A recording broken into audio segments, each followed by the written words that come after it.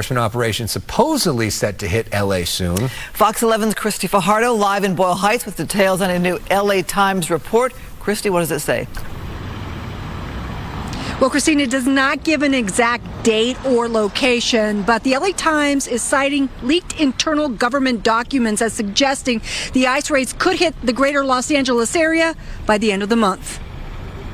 I will say like 50%. Yeah, they're impacting the business. Minerva Vila says in the last few weeks, sales have plummeted. She believes the fear of immigration raids has kept customers at home and away from J&F Ice Cream Shop in Boyle Heights. Talk with my customer and say, whatever time you have, please come and support the business. In Pico Union, Rogelio Perez tells us sales at his curbside stand are down 30% since President Trump took office. Hay menos ventas, menos clientes. There are fewer sales, fewer people, he tells us in Spanish. The markets are empty. Before he was president, the malls were full of people, he says.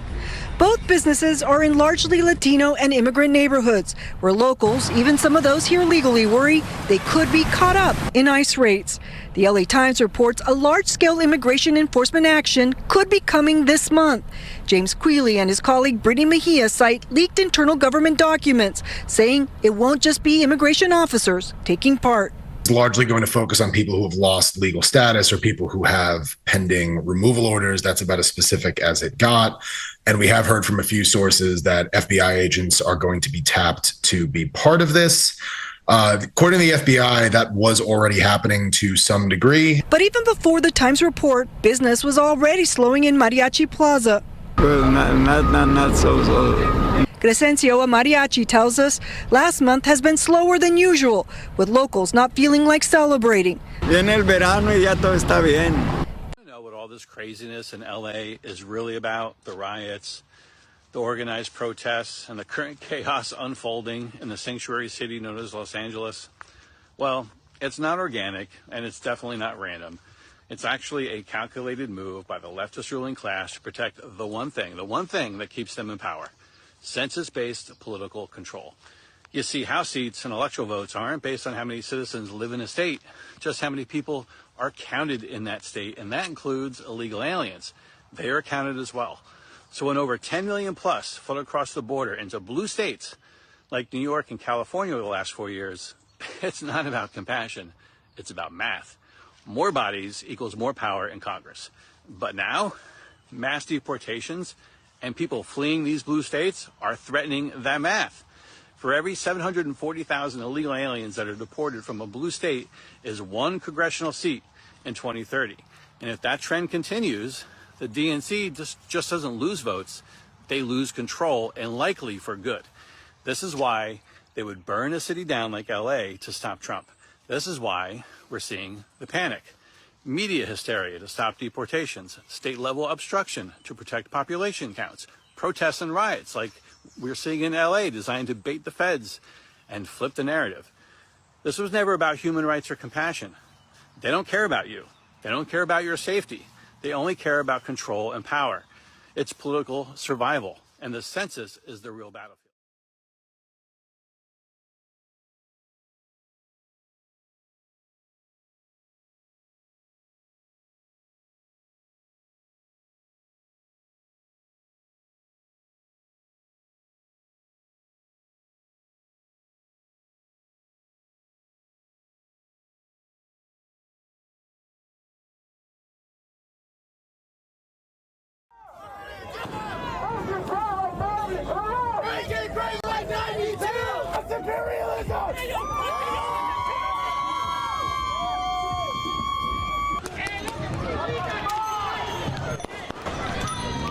You're looking at some of the many scenes, just some of the many scenes. Parts of Los Angeles were a mess over the weekend.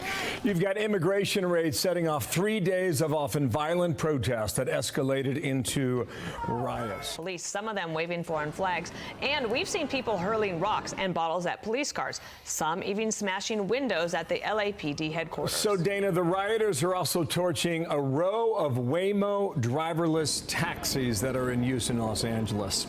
Meanwhile, police forced to shut down the 101 freeway after protesters ground traffic to a halt. President Trump deploying thousands of National Guard troops and saying the federal response could escalate from here. dozens of police roadblocks that have been set up in the area behind me here. That is because we are right outside the Metropolitan Detention Center. Yeah, Micah and Cher, unrest obviously continues tonight over the immigration sweeps today, these ICE raids. Much of downtown LA is closed off. We are near the detention center where a lot of the people rounded up today have been transported. Crowds are gathering all throughout this area and outside the federal building. Law enforcement personnel in riot gear are keeping a close watch on the tense atmosphere. They've been firing rubber bullets and pepper spray for crowd control at times. As I said, we are near the Metropolitan Detention Center where a lot of the people who were rounded up and arrested and handcuffed today were taken. Clearly, the situation has been explosive and chaotic. Are going after the far left's response to anti-ICE riots continuing in Los Angeles. Senator Tom Cotton of the great state of Arkansas reportedly sent a memo to colleagues saying this gives us an opportunity to remind Americans how extreme the Democratic Party is on immigration. Well, he's not wrong. The riots broke out after ICE arrested illegal immigrants in Los Angeles. Those sweeps took some of the worst off the streets, just what President Trump said he would do. Illegals with convictions for murder, sexual battery, burglary, and more. House Minority Leader Hakeem Jeffries seemed to brush it off his shoulder. Do you support ICE detaining illegal immigrants that have criminal histories and backgrounds? The Department of Homeland Security, under the leadership of the so-called Secretary Kristi Noem, is a complete and total embarrassment. If they were proud of what they are doing, why are they masked? This isn't the 1930s. Why are they masked? Does he not know they've been targeted? Senior correspondent for Congress, Chad Pergram, is on Capitol Hill for us now. Chad. Harris, good morning. Well, Jeffries would not say whether they should detain illegal immigrants with criminal records. Los Angeles area Democrats accuse President Trump of trying to inflame matters by sending in federal agents and troops. Some Democrats are ignoring the unrest. You all don't think that somehow, because they called out the National Guard, there was violence. There was no violence. I was on the street. Now, when asked about Waters' comments, House Speaker Mike Johnson said, quote, bless her heart. There is concern about deploying the U.S. military on domestic soil. California Governor Gavin Newsom did not call for troops. President Trump did. Democrats contend the administration is trying to escalate matters. He worries about the precedent and what could go wrong. Turned into an overt political contrast. President Trump made the pivot, made the segue, and said, had I not intervened with the National Guard, we would be seeing L.A. burn today like it was burning because of the wildfires. He called Gavin Newsom an incompetent man, an incompetent governor. We know that Gavin Newsom and President Trump spoke on Friday for about 20 minutes. He said that during that phone call, he told Governor Gavin Newsom he was doing a bad job and then proceeded to send in the National Guard. Now, Governor Gavin Newsom has said that the protests barely came up in the Friday phone